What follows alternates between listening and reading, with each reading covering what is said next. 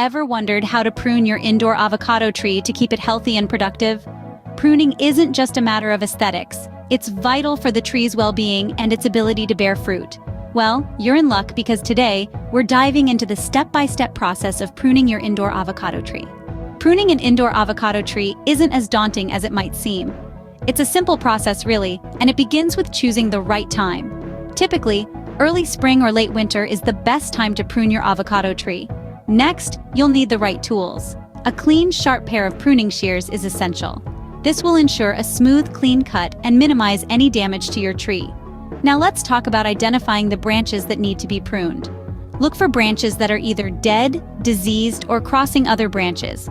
These are the ones that need your attention. When it comes to cutting the branches, technique is key.